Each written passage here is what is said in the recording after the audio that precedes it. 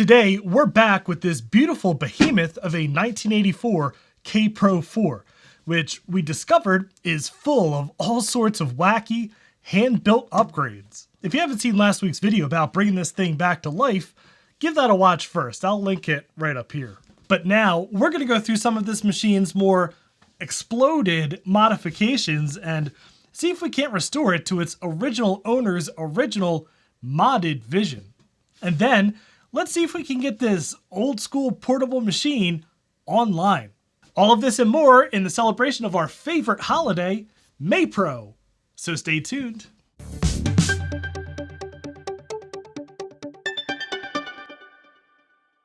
And if you enjoy reliving the past by dragging ancient computers kicking and screaming into the modern world, I hope you'll consider subscribing to the channel.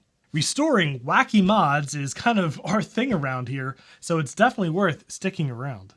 For a quick refresher on where we're at, this thing is a 1984 Kaypro 4 that lived a really interesting life. It traveled from California to Saudi Arabia back in the 80s, and then eventually to Colorado, and then finally here to PA.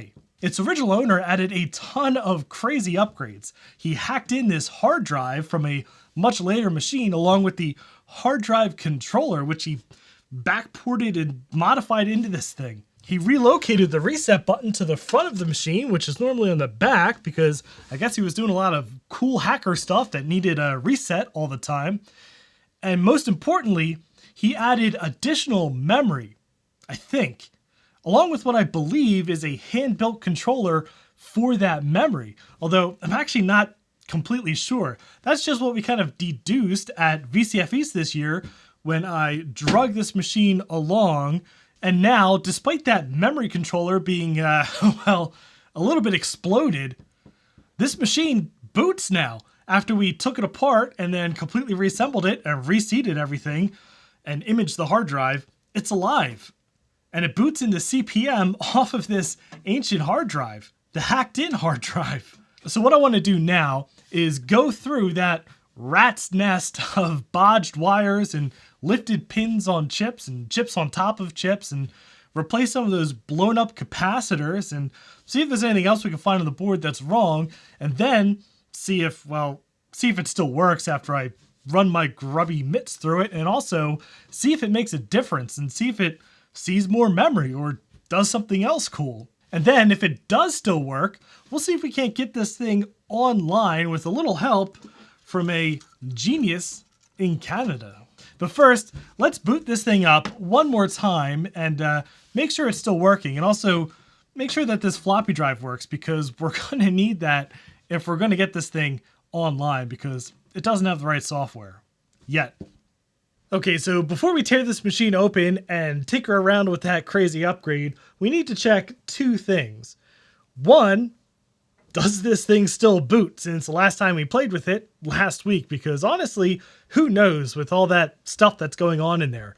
And if it does work, then, well, we need to know if this floppy drive works because this doesn't actually have any software that will allow me to talk to the outside world if we get this thing booting and if we get the OldNet serial Wi-Fi modem working and connected. And yeah, so let's see, does it still boot? It's not plugged in. Does this thing still boot? Don't worry, that terrifying click is totally normal. Wow, that hard drive sure is noisy. So yeah, the floppy drive beeped. It is booting 61.75K of memory. Initialize. I actually don't know what that initialize is. I just say yes, but N seems to do the same exact thing. Okay, so the hard drive is partitioned into A and B. So we have A that we're on. If I do B, then we're in the hard drive. Okay, so here is a CPM backup disk, which is a copy of a CPM master boot disk that came with another machine. Let's see if this machine reads it. Oops. All right, C:.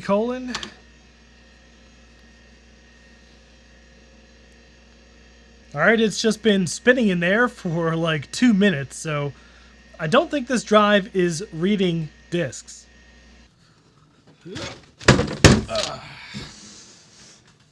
And look, this one even has the same size floppy drives that this one has, so we can borrow one from here and transplant it here until we can figure out what's wrong with this one's original floppy drive, which I do still want to fix because it looks quite cool with that little push button.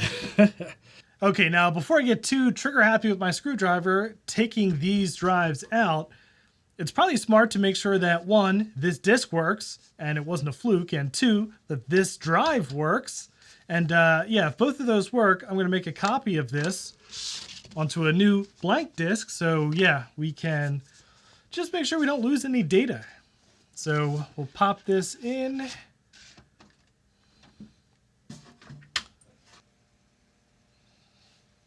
All right, booted into Kaypro 63K version 2.2. All right, and if we do a dir, we have the contents of the drive, including the copy command. So pop in our new blank disk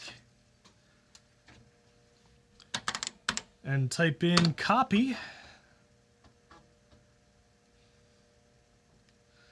And then we're going to use option C here to format the disk in drive B here. Whoops, I just hit the wrong. Okay, so we're going to use option C for copy to format the disk in drive B and then copy the CP/M system and everything else from drive A to the newly formatted drive B, which on this machine will take just a little while. Track by track.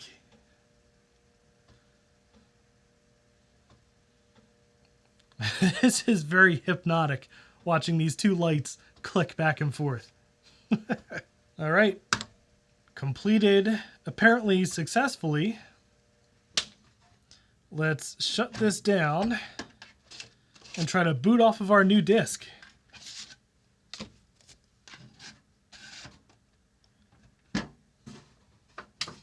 So here we are in our brand new CP/M boot disk, and yeah, everything works as expected. So I'm going to take this drive out and then let's take apart and tinker with the Kaypro 4's crazy modifications.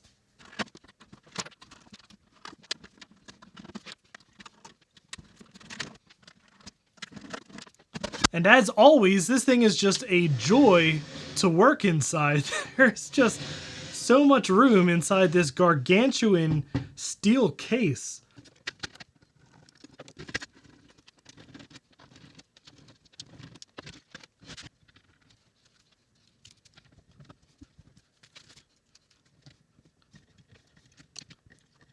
All right, this drive put up a bit of a fight thanks to some stripped screws, but we got it out in the end, so let's crack open the cursed Kaypro. Okay, so I'd like to attack this from the top down here, since it's probably going to be a pain to get this floppy drive out of here. So let's address this accelerator, memory card, memory expansion thing first. And yeah, we're probably just going to have to solder this in place, and I'm going to just replace these capacitors with like capacitors, and then I guess replace one or two of these wires, and then see if it still boots afterwards. So we'll just finagle this thing off.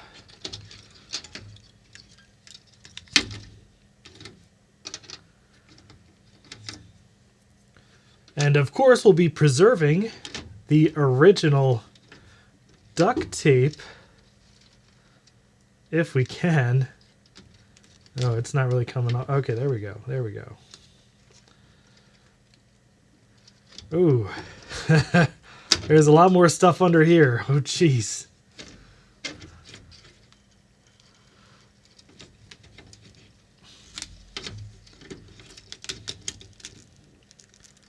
Taking this off carefully to try not to disturb any of these wires.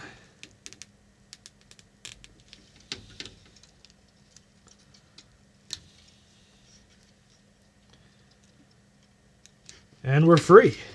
Wow, okay, I'm going to take a picture of this because, yeah, I have no idea how to get any of these wires back should one fall off.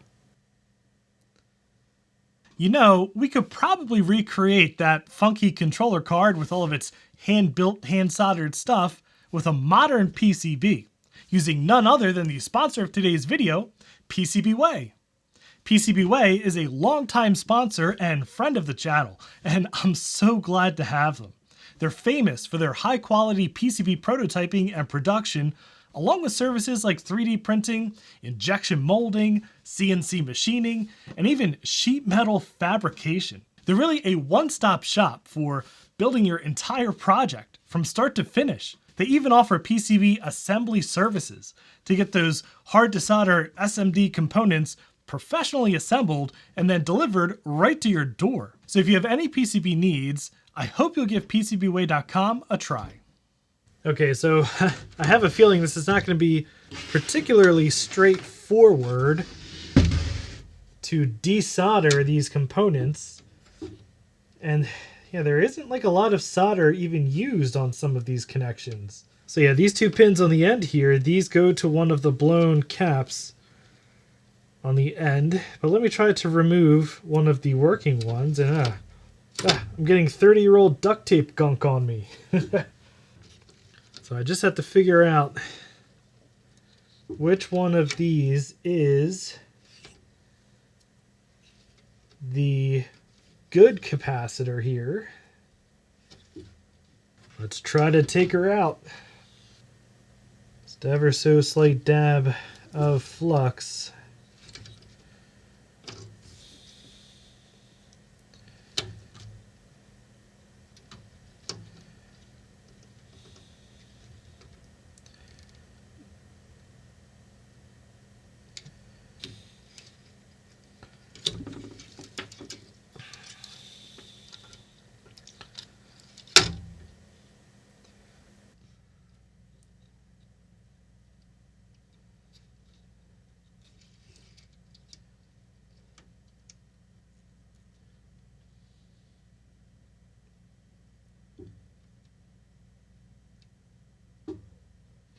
All right, there's one down. Let me do the rest of these off camera and we'll jump cut to when these are all replaced.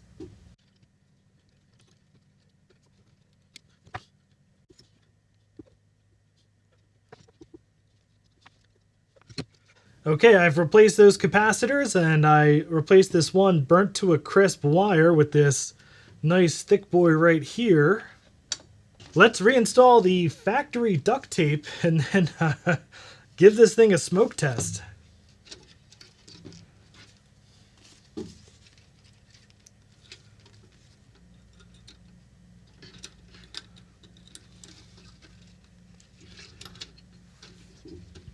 Okay, so I do want to temper expectations here just a little bit because for all we know, this upgrade never worked. Perhaps it exploded on the very first try back in the day, and that's the reason that Mr. Adams abandoned this machine in the first place. Maybe he thought he ruined it and just never risked turning it back on. So, yeah, it could be my poor handiwork and lack of knowledge. It could be that this upgrade never worked, but yeah, I tried to give you a view of the top of the machine here, just in case there are any fireworks. And also, let me dim the lights in here a little bit so we can see any signs of trouble as soon as they appear. All right, here goes nothing.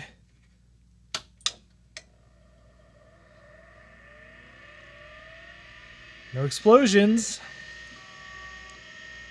Sounds like it's booting normally. Yeah, there we go.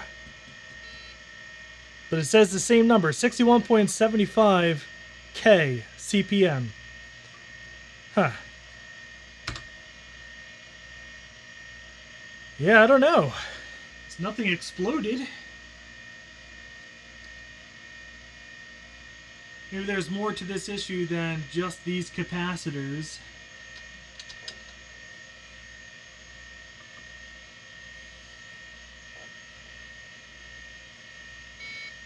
Yep, still says 61.75 K CPM.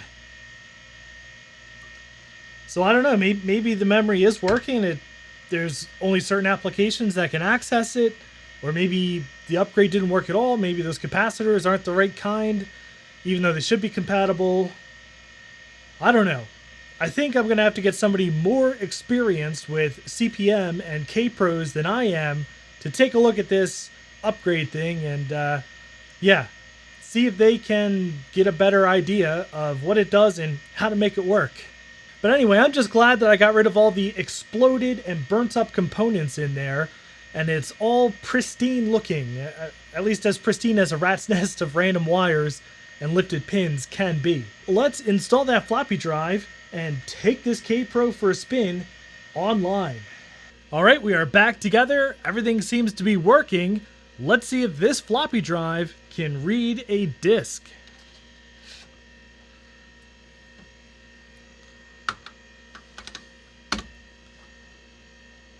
Aha! It works! All right, there's everything on the disk, including the software that we need, term.com and baudm.com. So term.com is a simple terminal program that will allow us to use a modem, and baudm controls the baud rate that term.com can use.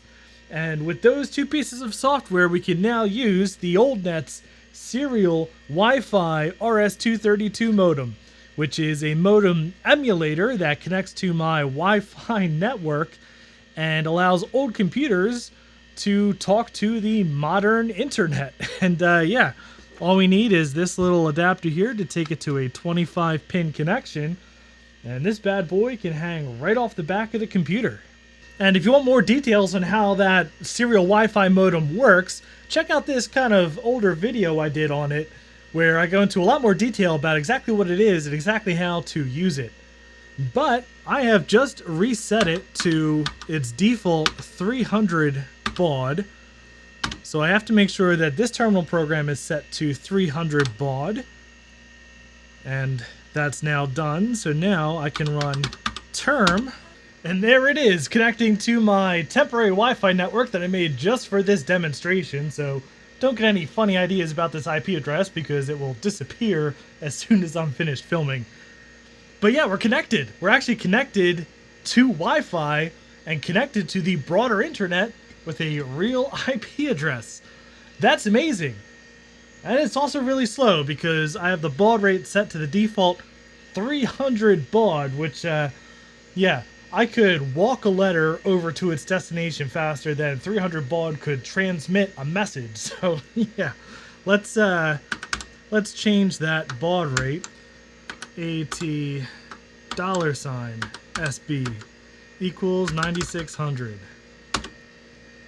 And now I have to exit out of here,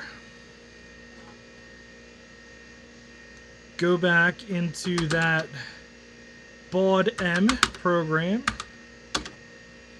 and then change this to 9600. And I love that it says so be it. Much better than just okay. And let's see if we have a faster connection. Oh yeah, look at that, much faster. It stopped on the word P. Yeah, this terminal program is a little bit rudimentary. So it does get a little confused. That might be too fast for it. Okay, so the fastest that it seems to reliably work is 2400 baud, which is much faster than 300, but still not that fast. And we're still dropping out characters. That's supposed to say press space, and it does not. But it seems to mostly work, so we can at least play with this. And there's a bunch of fun stuff that we can do with this modem from this Kaypro, including connecting to online services like BBSs and MUDs, and we can even download web pages, although there's not a web browser that will work with this setup. But yeah, check this out.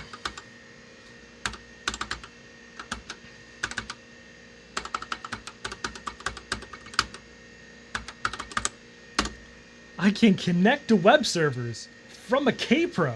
I mean, it's not entirely usable, but it's there. That's just so incredibly cool. There's HTML on my Kaypro. Okay, let's connect to something a little more reasonable.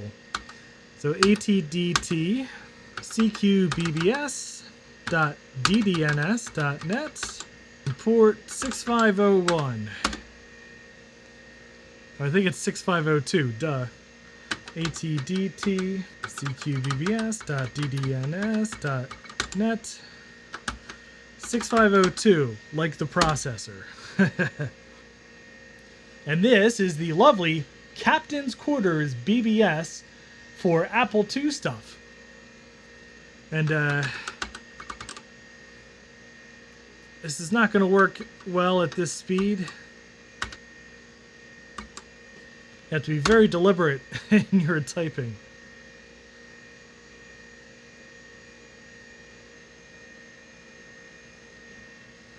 All right, I somehow got my password in. Wow, look at all these missing characters.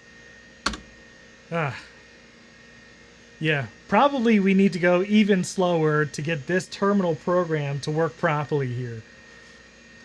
But the important thing is, it works. And if I had something like Kermit on here, it would work a lot better.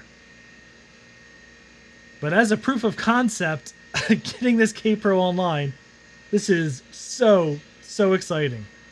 Okay, so maybe BBSs and social chatting isn't your speed. Well, we can also connect to my favorite kind of online game, a MUD. So there's one I play called Death Wish. And here we are, logging on to the Death Wish MUD from our Kaypro at way too slow of a speed to play effectively, but hey, here we are. Okay, so that'll do it for today's Kaypro shenanigans, and I've had a ton of fun messing with this cursed machine. It's still not back to 100%. I mean, we fixed up that homemade accelerator card, and it doesn't appear to be doing anything, but it might also just be my unfamiliarity with CP/M and the Kaypro, and maybe it is working and I just need to do something to enable it. I don't know. I'm going to try to find somebody more knowledgeable about this kind of thing to maybe help me figure out what's going on. And of course, I'm going to try to fix this cool floppy drive with the neat little push button so I can give the other Kaypro back its floppy drive. But yeah, very cool that this allowed us to play online with the Wi-Fi serial modem. And yeah, this is one of my favorite toys on really old computers. And you know, a lot of you have actually messaged me when I do videos about non-Apple stuff that you really like that kind of thing once in a while. So if you want to see more videos about stuff like this Kaypro, definitely let me know in the comments below. But if you enjoyed this video, I'd appreciate a thumbs up. And if you'd like to see more vintage computer shenanigans like this, please subscribe down below. And thank you very much for watching. And a special thanks to B. Perkins, Camilla Noseda, Chris Allegretta, Chris Briggs, Chris Calderon, Chris Nelson, Daniel Hubbard, Greg from Hrutkay Mods, John Malman, Nano, and Scott Thompson, who are my highest tiered patrons, and all of my Patreon supporters who help to make these videos possible.